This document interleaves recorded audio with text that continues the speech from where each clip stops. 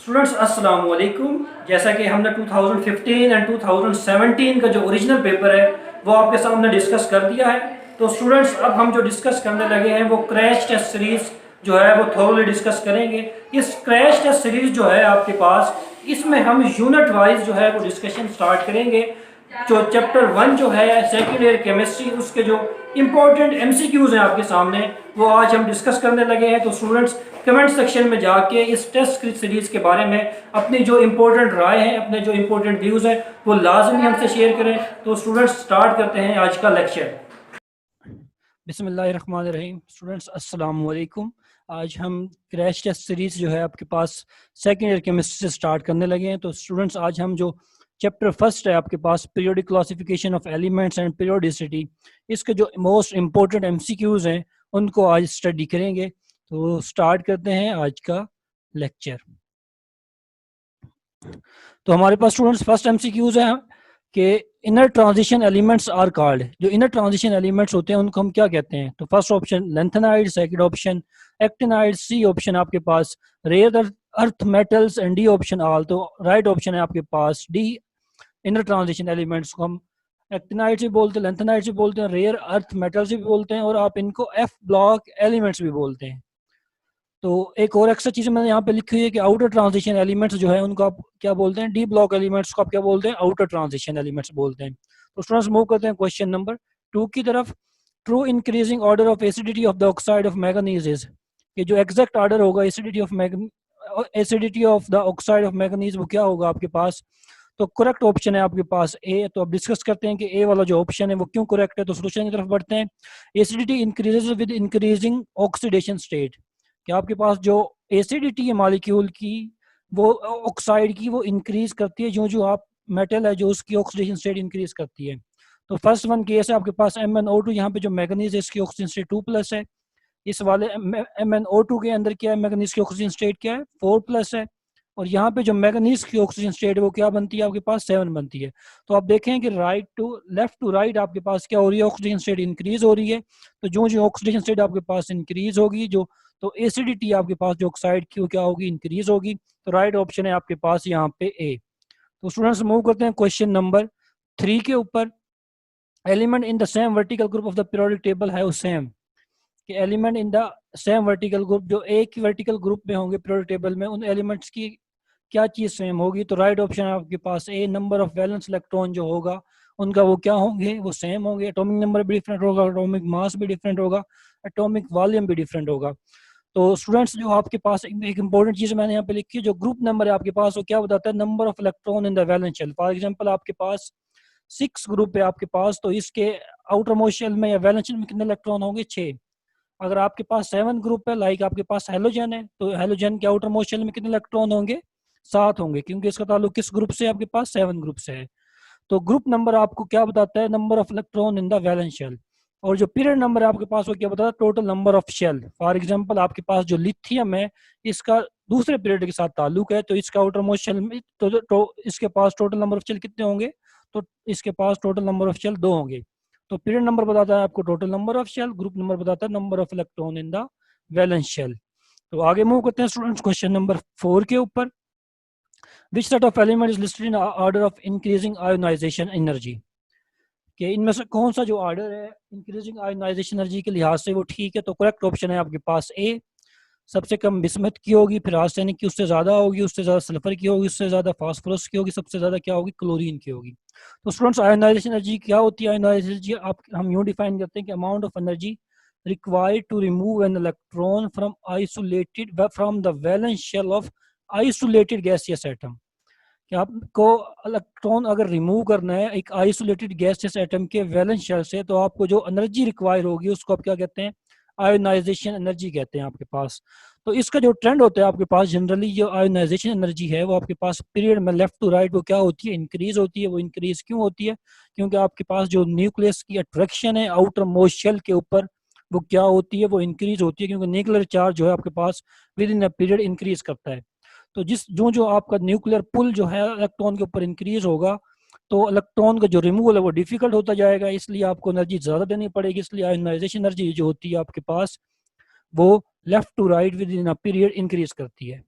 और ionization energy decrease from top to bottom within a group, और एक group के अंदर ऊपर से नीचे आए तो शील्डिंग इफेक्ट जो है वो बढ़ता है आपके पास।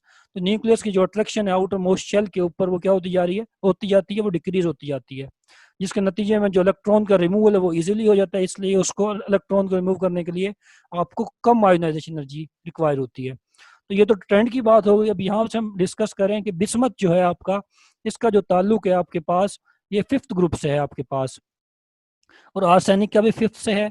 तो आर्सेनिक जो है आपके पास वो ऊपर है और बिस्मथ जो है वो नीचे है। तो विद इन ग्रुप हमने कहा डिक्रीज होगी, तो बिस्मथ कम होगी, आर्सेनिक की ज्यादा होगी। सल्फर जो है इसका जो ताल्लुक है वो सिक्स ग्रुप से है आपके पास, और जो फास्फोरस है इसका ताल्लुक आपके पास फिफ्थ ग्रुप से है। लेकिन एक्चुअली होना तो यूं चाहिए था कि फास्फोरस की जो है इलेक्ट्रोनेगेटिव आयोनाइजेशन एनर्जी जो है फास्फोरस की वो आपके पास कम होनी चाहिए थी, और सल्फर की जो आयोनाइजेशन एनर्जी वो ज्यादा होनी चाहिए थी। तो यहाँ पे सल्फर की आयोनाइजेशन एनर्जी कम क्यों है, फास्फोरस की ज़्यादा क्यों है? तो हम यूँ इस बात को ऐसे एक्सप्लेन करेंगे कि अगर हम इसकी इलेक्ट्रॉनिक कन्फिग्रेशन ड्रा करें तो हम कहते हैं कि आपके पास ऐसे ऑर्बिटल ज़्यादा स्टेबल होते हैं जो कम्प्लीटली फील्ड हों, फिर उसके बाद हाफ फील्ड हों, और सबसे कम पार्शियली फील्ड हों। तो स्टूडेंट्स जो आपके पास यहाँ पे फास्फोरस जो है आपके पास, इसके जो वैलेंस शेल, चूंकि इसका ताल्लुक पांचवें ग्रुप से है, तो इसके वैलेंस शेल में कितने इलेक्ट्रॉन होंगे? 5 होंगे। 3s2 एंड पी की जो ऑर्बिटल है इसका, पी में मैक्सिमम इलेक्ट्रॉन आते हैं 6, तो इसके जो पी ऑर्बिटल है उसमें 3 इलेक्ट्रॉन है, वो हाफ फील्ड है। तो हाफ फील्ड ऑर्बिटल से आपको एनर्जी इलेक्ट्रॉन रिमूव करना है तो आपको एनर्जी ज्यादा देनी पड़ती है। इसलिए जो फास्फोरस है आपके पास, इसकी जो आयोनाइजेशन एनर्जी है वो ज्यादा है एज कम्पेयर टू सल्फर। और सबसे ज्यादा किसकी है? क्लोरीन की। तो राइट ऑप्शन है आपके पास है। आगे मूव करते हैं क्वेश्चन नंबर 5 के ऊपर। Periodic table provide a basic framework to study elements with respect to their. Periodic table आपके पास एक फ्रेमवर्क प्रोवाइड करता है, किसके लिए फ्रेमवर्क प्रोवाइड करता है? टू स्टडी फिजिकल प्रॉपर्टीज को स्टडी करने के लिए, केमिकल प्रॉपर्टीज को, properties of their compound and D all. तो राइट ऑप्शन है आपके पास डी। पीरियोडिक टेबल की मदद से आप सारी फिजिकल और केमिकल प्रॉपर्टीज जो है कंपाउंड की उनको डिस्कस करते हैं। तो क्वेश्चन नंबर 6 की तरफ मूव करते हैं। Concept of triad was introduced by. ये जो ट्राइएड का कंसेप्ट है वो किसने इंट्रोड्यूस कराया था आपके पास? तो राइट ऑप्शन है आपके पास ए, डोब्राइनर जो है आपके पास, इसने जो कंसेप्ट ट्राइएड का वो इंट्रोड्यूस कराया था। मेंडलीफ ने क्या किया था? आपने मेंडलीफ ने एलिमेंट्स को अरेंज किया था on the basis of their atomic message की बुनियाद के ऊपर। और न्यूलैंड ने क्या दिया था? न्यूलैंड लॉ ऑफ ऑक्टेव्स दिया था, और राजी ने क्लासिफिकेशन की थी एलिमेंट्स की। तो स्टूडेंट्स मूव करते हैं क्वेश्चन नंबर 7 की तरफ। विच elements was not non when Mendeleev proposed this classification. ऐसा कौन सा एलिमेंट है जो उस टाइम अननोन था जब मेंडलीफ ने अपनी क्लासिफिकेशन प्रपोज की? तो राइट ऑप्शन आपके पास जर्मीनियम। जर्मीनियम उस टाइम क्या था? अननोन था, डिस्कवर नहीं हुआ था। तो राइट ऑप्शन है आपके पास डी। आगे मूव करते हैं स्टूडेंट क्वेश्चन नंबर 8 की तरफ। Elements with similar chemical properties appear in the, कि ऐसे एलिमेंट जिनकी जो प्रॉपर्टीज सिमिलर होंगी, केमिकल प्रॉपर्टीज क्या हो? सिमिलर हो, तो वो उनकी जो अपेयर होंगे वो किस में होंगे? एक ही फैमिली में अपेयर होंगे। मतलब केमिकल प्रॉपर्टीज जो है आपके पास वो एटॉमिक नंबर के ऊपर डिपेंड करती हैं। अगर कोई ब्लॉक है आपके पास, अल्कली मेटल्स हैं आपके पास, इनमें जितने भी आपके पास एलिमेंट होंगे अल्कली मेटल्स के अंदर इन सब की जो प्रॉपर्टीज हैं आपके पास वो क्या होंगी? वो सबकी सेम होंगी, क्योंकि इसमें नंबर ऑफ जो वैलेंस इलेक्ट्रॉन आपके पास वो क्या होंगे? वो कांस्टेंट होंगे आपके पास। तो स्टूडेंट्स आगे मूव करते हैं क्वेश्चन नंबर 9 के ऊपर। Longest period in the modern periodic table is, longest period है आपके पास वो कौन सा है? जो 6 पीरियड है आपके पास वो लॉन्गेस्ट पीरियड है। इसमें कितने एलिमेंट्स होते हैं आपके पास? 32 एलिमेंट्स होते हैं 6 पीरियड के अंदर। जो 7 पीरियड है आपके पास ये इनकम्प्लीट पीरियड होता है आपका, इसमें 26 एलिमेंट्स होते हैं। 2 एंड 3 आपके एंड 5th आपके पास क्या है? ये शॉर्ट पीरियड है आपके पास। तो मूव करते हैं क्वेश्चन नंबर 10 के ऊपर के 7 period content dash normal elements. जो एस और पी ब्लॉक के एलिमेंट्स होते हैं उनको आप नॉर्मल एलिमेंट्स बोलते हैं। इसके अलावा तो आपके पास जो 7 पीरियड है आपके पास, इसमें जो दो एलिमेंट ऐसे हैं जो एस ब्लॉक से हैं, तो 2 एलिमेंट इसमें हैं नॉर्मल एलिमेंट्स है। बाकी 10 ये और 14 आपके पास ये, तो ये आपके पास जो 24 एलिमेंट्स जो हैं आपके पास वो नॉर्मल एलिमेंट्स नहीं है। तो यहाँ पे जो राइट ऑप्शन है आपके पास वो ए है कि 7 पीरियड के अंदर 2 नॉर्मल एलिमेंट्स हैं। तो आगे मूव करते हैं स्टूडेंट्स क्वेश्चन नंबर 11 के ऊपर। Modern periodic table has been divided into, कि मॉडर्न पीरियोडिक टेबल जो है आपको आपने उसको कितने ब्लॉक्स में डिवाइड किया? 4 ब्लॉक्स में डिवाइड किया है, S P D and F. तो ये 4 ब्लॉक हैं जिसमें आपने मॉडर्न पीरियोडिक टेबल को डिवाइड किया। और क्लासिफिकेशन किस बेस पे की है? Based upon the valence orbital of the electron involve in bonding. ये जो आपका आउटर मोस्ट शेल जो है, वैलेंस शेल जो है, वो किस ऑर्बिटल के अंदर आ रहा है उसकी बेस के ऊपर आपने क्या किया, इन ब्लॉक्स को डिवाइड किया है। फॉर एग्जांपल जैसे आपके पास लिथियम जो है, इसका जो आउटर मोस्ट शेल जो है आपके पास, आउटर मोस्ट जो इलेक्ट्रॉन है वो एस ऑर्बिटल के अंदर आ रहा है, तो इसका जो ताल्लुक है आपके पास वो किस ब्लॉक से होगा, वो एस ब्लॉक से होगा। तो आगे मूव करते हैं कि non metal form dash oxide. तो स्टूडेंट्स बहुत ही कॉमन सा सवाल है कि नॉन मेटल के जो ऑक्साइड होते हैं वो आपके पास एसिडिक होते हैं, तो राइट ऑप्शन है आपके पास ए। और जो मेटल है आपके पास उसके जो ऑक्साइड होते हैं वो क्या होते हैं, वो बेसिक होते हैं। तो स्टूडेंट्स आगे मूव करते हैं क्वेश्चन नंबर 13 के ऊपर। Best position of hydrogen in the periodic table is above 1A group which is mainly due to, कि बेस्ट पोजीशन जो है आपके पास हाइड्रोजन की वो आपने रखा हुआ है 1A ग्रुप के ऊपर। वो क्यों रखा हुआ है, तो फर्स्ट है आपके पास बोथ आर इलेक्ट्रोपॉजिटिव, बिल्कुल ठीक है कि हाइड्रोजन भी इलेक्ट्रोपॉजिटिव है आपके पास और 1A ग्रुप के एलिमेंट भी आपके पास क्या है, इलेक्ट्रोपॉजिटिव है। सेकंड है आपके पास similar outermost electronic configuration, कि जो इलेक्ट्रॉनिक कॉन्फ़िगरेशन हाइड्रोजन जो है वो आउटर मोशन में एक इलेक्ट्रॉन है, जो आपके पास अल्कली मेटल जो है फर्स्ट ए ग्रुप जो एलिमेंट है उनके भी आउटर मोशन में कितने इलेक्ट्रॉन होता है, एक। तो सेकंड पॉइंट भी आपके पास ठीक है। थर्ड है आपके पास बोथ फॉर्म आयोनिक कंपाउंड, तो दोनों आयोनिक कंपाउंड बनाते हैं, बिल्कुल ठीक है। तो डी है आपके पास आल, तो करेक्ट ऑप्शन है आपके पास डी। तो आगे मूव करते हैं कि hydrogen resemble with carbon because of having, कि हाइड्रोजन जो है आपका वो रिजेंबल करता है कार्बन के साथ, वो क्यों रिजेंबल करता है, same number of electron in the valence shell, नहीं है। कार्बन के वैलेंस शेल में आपके पास एक इलेक्ट्रॉन होता है, हाइड्रोजन के वैलेंस शेल में आपके पास एक इलेक्ट्रॉन होता है, कार्बन के वैलेंस शेल में आपके पास 4 इलेक्ट्रॉन होते हैं, तो ये पॉइंट गलत है। सिमिलर फिजिकल स्टेट, ये भी गलत है, दोनों की स्टेट डिफरेंट होती है। सी है रिमार्केबल रिड्यूसिंग प्रॉपर्टीज, ये आपके पास करेक्ट ऑप्शन है कि दोनों एज ए रिड्यूसिंग एजेंट के तौर पे ये इस्तेमाल होते हैं। और होमोवेलेंट, के दोनों की वैलेंसी सेम है, तो ये गलत है। दोनों की वैलेंसी क्या होती है, डिफरेंट होती है। हाइड्रोजन की वैलेंसी 1 होती है और जो कार्बन है इसकी वैलेंसी क्या होती है, 4 होती है। Which one of the following set consist of all coinage metal, कौन सा ऐसा सेट है जिसमें सारे के सारे क्वाइनिज मेटल्स हैं आपके पास। तो क्वाइनिज मेटल्स आप किसको बोलते हैं, 1B के जो एलिमेंट्स हैं उनको क्या बोलते हैं, क्वाइनिज मेटल। कॉपर सिल्वर गोल्ड जो है आप इनको क्या बोलते हैं, क्वाइनिज मेटल्स बोलते हैं। आगे बढ़ते हैं क्वेश्चन नंबर 16 के ऊपर। विच one of the following is not a periodic property, कौन सी इसमें ऐसी प्रॉपर्टी है जो जिसका ताल्लुक पीरियोडिक टेबल से नहीं है। तो मेल्टिंग पॉइंट भी बिल्कुल पीरियोडिक प्रॉपर्टी है, बॉइलिंग पॉइंट भी, आयोनाइजेशन एनर्जी भी। तो डी जो आपके पास यहाँ पे करेक्ट ऑप्शन है। कोऑर्डिनेशन नंबर ऑफ आयन, ये कोई पीरियोडिक प्रॉपर्टी हमारे पास नहीं है। तो आगे मूव करते हैं क्वेश्चन नंबर 17 के ऊपर। Elements having electronic configuration 1s2 2s2 2p3, क्योंकि अननोन एलिमेंट है उसकी इलेक्ट्रॉनिक कॉन्फ़िगरेशन हमारे पास दी हुई है। इसके आउटर मोस्ट शेल के अंदर 4 इलेक्ट्रॉन हैं। इट बिलोंग्स टू, तो इसका ताल्लुक किससे होगा स्टूडेंट्स, 4th A ग्रुप से होगा। क्यों, क्योंकि इसके आउटर मोस्ट शेल जो है इसमें कितने इलेक्ट्रॉन है, 4 इलेक्ट्रॉन है आउटर मोस्ट शेल के अंदर। तो मैंने पहले भी बताया है कि आपके पास number of electron in the outermost shell वो क्या बताते हैं आपको, ग्रुप नंबर बताते हैं। तो 4 है आउटर मोस्ट शेल में, तो इसका ग्रुप नंबर क्या होगा, 4 होगा। तो राइट ऑप्शन है आपके पास बी। आगे मूव करते हैं student, which order of ionization energy is correct, कौन सा ऑर्डर ऑफ आयोनाइजेशन एनर्जी यहाँ पे करेक्ट है। तो हम कहते हैं कि left to right within a period ionization energy increase करती है, क्योंकि इफेक्टिव न्यूक्लियर चार्ज इंक्रीज करता है। मैग्नीशियम जो है इसका एटॉमिक नंबर 12 होता है, एल्यूमिनियम का 13 होता है, तो असूलन एल्यूमिनियम की ज़्यादा होनी चाहिए थी और मैग्नीशियम की कम होनी चाहिए थी। मतलब ए वाला ऑर्डर होना चाहिए था, लेकिन जो मैग्नीशियम है उसकी आयोनाइजेशन एनर्जी ज़्यादा है एज कम्पेयर टू एल्यूमिनियम। तो ऐसा क्यों होता है, तो इलेक्ट्रॉनिक कन्फिग्रेशन को अगर हम देखें तो हमें इस बात का पता चलता है कि जो मैग्नीशियम जो है इसका जो आउटर मोस्ट शेल जो है वो क्या है, कंप्लीटली फील्ड है आपके पास। ये देखें 3s इसका जो ऑर्बिटल है आपके पास, ये क्या है, एस में मैक्सिमम 2 इलेक्ट्रॉन ही आते हैं ना, तो ये कंप्लीटली फील्ड है। तो यहाँ से जो इलेक्ट्रॉन निकालना है वो काफ़ी डिफिकल्ट है आपके पास, तो आपको काफ़ी सारी एनर्जी देनी पड़ेगी इलेक्ट्रॉन को निकालने के लिए। कंपेरेटिवली अगर हम यहाँ पे देखें 3p जो है, p के अंदर 6 इलेक्ट्रॉन आते हैं, तो ये पार्शियली फील्ड है आपके पास। तो ये जो इलेक्ट्रॉन है ये इजीली रिमूव हो जाएगा एज कम्पेयर टू दिस, तो इसकी जो आयोनाइजेशन एनर्जी होगी आपके पास वो कम होगी। और जो मैग्नीशियम जो है आपके पास, इसकी जो आयोनाइजेशन एनर्जी है वो आपके पास क्या होगी, ज़्यादा होगी। तो करेक्ट ऑप्शन है आपके पास सी।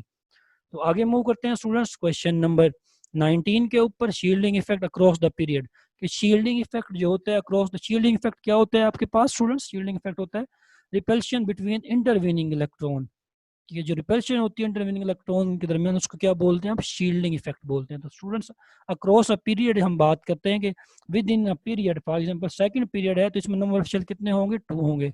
Across a period number of shell जो होते हैं आपके पास वो क्या होते हैं, कांस्टेंट होते हैं आपके पास। तो शील्डिंग इफेक्ट जो होगा आपके पास across a period within a period आपके पास वो क्या होगा, वो भी आपके पास कांस्टेंट होगा, क्योंकि नंबर ऑफ शेल तो इंक्रीज नहीं कर रहे, नंबर ऑफ शेल तो वही है आपके पास, तो शील्डिंग इफेक्ट रिमेन कांस्टेंट। तो डी ऑप्शन आपके पास करेक्ट है। आगे मूव करते हैं स्टूडेंट्स क्वेश्चन नंबर 20 के ऊपर। Addition of second electron to a uni negative ion is always endothermic. Most important MCQs है। तो आपको पता है इलेक्ट्रॉन एफिनिटी जो है, इलेक्ट्रॉन एफिनिटी क्या होती है, ability to add an electron. आपने इलेक्ट्रॉन ऐड करना है किसी भी एटम के अंदर, न्यूट्रल एटम के अंदर ऐड करते हैं जनरली आप, तो आपको जो एनर्जी चाहिए होती है उसको आप क्या कहते हैं, इलेक्ट्रॉन एफिनिटी बोलते हैं। तो फर्स्ट इलेक्ट्रॉन एफिनिटी जो होती है आपके पास वो क्या होती है, हमेशा एक्सोथर्मिक होती है। सेकंड जो है आपके पास, हमेशा जब भी सेकंड इलेक्ट्रॉन आप ऐड करेंगे तो वो प्रोसेस क्या होगा, एंडोथर्मिक होगा। एंडोथर्मिक इसलिए होता है क्योंकि आप एक नेगेटिव स्पीशी के अंदर एक नेगेटिव स्पीशी लेके आ रहे हैं, तो इलेक्ट्रॉनिक रिपल्शन होती है, नेगेटिव चार्ज और नेगेटिव चार्ज के दरमियान में क्या होगी, रिपल्शन होगी। तो उस रिपल्शन को ओवरकम करने के लिए क्या होती है, एनर्जी अब्जॉर्ब होती है, आपको एक्स्ट्रा एनर्जी देनी पड़ती है। इसलिए जो एडिशन ऑफ सेकंड इलेक्ट्रॉन जो है to a uni negative ion is always क्या होगा आपके पास, एंडोथर्मिक होगा। तो आगे मूव करते हैं क्वेश्चन नंबर 21 के ऊपर। Melting point of group 7 element down the group, के जो मेल्टिंग पॉइंट है आपके पास ग्रुप 7 एलिमेंट के वो क्या होते हैं, डाउन द ग्रुप वो इंक्रीज होते हैं हमेशा। तो इस तो राइट ऑप्शन है आपके पास ए। तो वजह क्यों है, because large molecule exert stronger forces of attraction, क्योंकि जो जो साइज आपके पास इंक्रीज होता है तो फोर्सेस ऑफ अट्रैक्शन जो होती है आपके पास वो क्या होती है, वो इंक्रीज होती है due to their high polarizability, क्योंकि जो पोलराइजेबिलिटी आपके पास वो क्या होती है, वो इंक्रीज होती है। इसलिए जो आपके पास आयोडीन जो है उसका जो मेल्टिंग पॉइंट है वो ज्यादा होगा एज कम्पेयर टू फ्लोरीन। तो राइट ऑप्शन है यहाँ पे आपके पास ए। आगे मूव करते हैं क्वेश्चन नंबर 22 के ऊपर। विच one of the following processes maximum hydration energy, कि इनमें से ऐसा कौन सा आइन है जिसकी हाइड्रेशन एनर्जी क्या है, वो सबसे ज्यादा है। तो हाइड्रेशन एनर्जी दो चीजों के ऊपर डिपेंड करती है, चार्ज के ऊपर और साइज के ऊपर। चार्ज जो है देखें यहाँ पे ये 1+1 चार्ज है, इन दोनों में क्या +2 चार्ज है, इन दोनों का कंपैरिजन अब हमने करना है क्योंकि चार्ज के डायरेक्टली प्रोपोर्शनल हाइड्रेशन एनर्जी। तो अब इन दोनों को देखें, मैग्नीशियम और कैल्शियम, ये चूंकि इनके ऊपर चार्ज सेम है, अब तो फिर हम इनका साइज देखेंगे।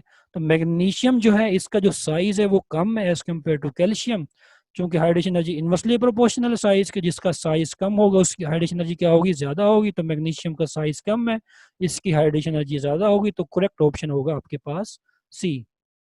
तो स्टूडेंट्स आगे मूव करते हैं क्वेश्चन नंबर 23 के ऊपर, कि less electronegative element such as beryllium, gallium, aluminium form के जो लेस इलेक्ट्रोनेगेटिव एलिमेंट्स होते हैं आपके पास वो क्या करते हैं, वो आपके पास पॉलीमेरिक हैलाइड बनाते हैं। तो राइट ऑप्शन है आपके पास ए। स्ट्रॉन्गली इलेक्ट्रोपॉजिटिव एलिमेंट जो है वो आपके पास कौन सा लाइट बनाते हैं, आयोनिक लाइट बनाते हैं। आगे मूव करते हैं स्टूडेंट्स क्वेश्चन नंबर 24 के ऊपर। Which of the following always increase on going from top to bottom in a group, कि ऐसी कौन सी प्रॉपर्टी है जो हमेशा इंक्रीज करेगी जब आप top to bottom within a group move करेंगे। तो राइट ऑप्शन है आपके पास मेटेलिक करेक्टर जो है आपके पास वो हमेशा इंक्रीज करता है जब भी आप top to bottom within a group move करते हैं।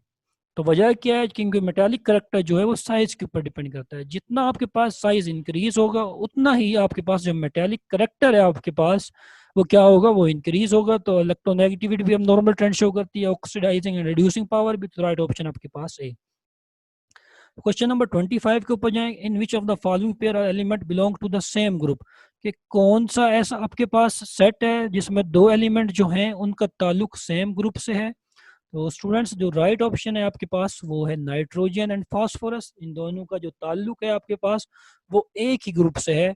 तो इसको मजीद कंफर्म करने के लिए हम देखते हैं इनकी कन्फिग्रेशन। तो नाइट्रोजन जो है इसका एटॉमिक नंबर 7 होता है, फास्फोरस का 15 होता है। तो आपने सिंपल इलेक्ट्रॉनिक कन्फिग्रेशन जब ड्रा करेंगे तो इसके वैलेंस शेल में जो देखें 2 जो है इसका वो वैलेंस शेल है आपके पास। तो इसका जो वैलेंस शेल है आपके पास इसमें कितने इलेक्ट्रॉन है, इसमें 5 इलेक्ट्रॉन है आपके पास। तो यहाँ पे देखें इसका जो वैलेंस शेल है इसमें भी नंबर ऑफ इलेक्ट्रॉन कितने 5 है। तो आपके पास जो राइट ऑप्शन होगा वो बी होगा। तो स्टूडेंट्स आज के लिए इतना ही। अगर आपको आज का लेक्चर अच्छा लगा हो तो काइंडली कमेंट सेक्शन में जाके कमेंट लाजमी करें और अपने